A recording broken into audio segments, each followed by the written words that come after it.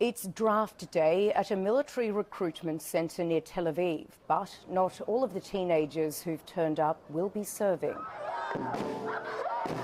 Sol Bihar Salik and Ido Olam, two young men who refuse enlistment, drum up support for their decision. The Israeli military right now is acting in a way that only propels violence and brings us farther away from safety for us as Israelis, hostages, soldiers, and Palestinians. I'm refusing to try and raise awareness, to try and raise opposition to this behavior.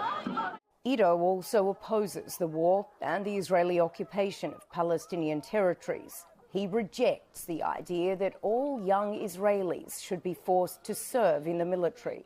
I think it's a big part of it is the militarism in our society.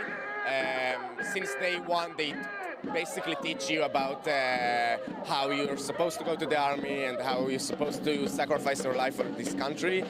We want to break that. We want to break the status quo.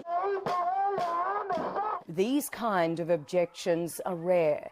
Since October 7th last year, only a handful of young conscripts have refused service over their political beliefs. With most new recruits here today, they're very eager and excited to join the military. Whoever comes to kill you, kill him first. We're Jews, believing Jews. We do whatever God asks of us. They're confused. May God guide you to the correct path. Amen. Sophia Orr refused service in February and was jailed for 85 days. She knows what Sol and Ido are facing in military prison. My experience is obviously not nice. It's much better than the way that Palestinians get treated in prison, but it's still not nice, where I got yelled at and threatened for punishment if I kept talking about politics.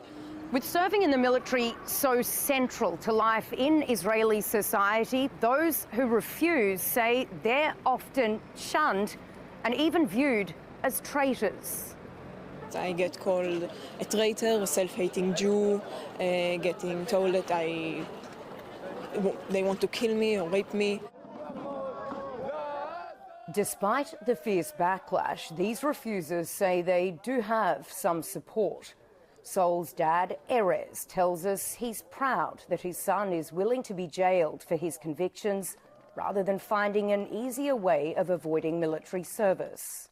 You need to go, you need to understand and invest and learn and challenge yourself to develop such an opinion, and then you also need the guts and courage to follow that through.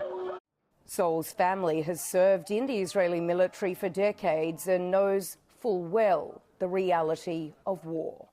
I spent most of my service in the Lebanon War. A couple of years later, I experienced the first uprising, the Intifada, and then the second one. So 3 wars in a lifetime is more than enough. I got injured. My father was injured when he was in the war in 67 and 73. So we had enough of wars. As their arrest draws nearer, the reality of their situation sets in. Right now I'm really nervous. It's starting to hit me. Amid final hugs and words of support from their friends and family, the young men collect their belongings.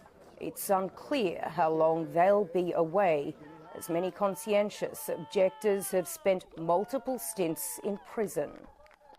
Sol and Ido surrender to authorities and are taken off to jail, facing an uncertain future.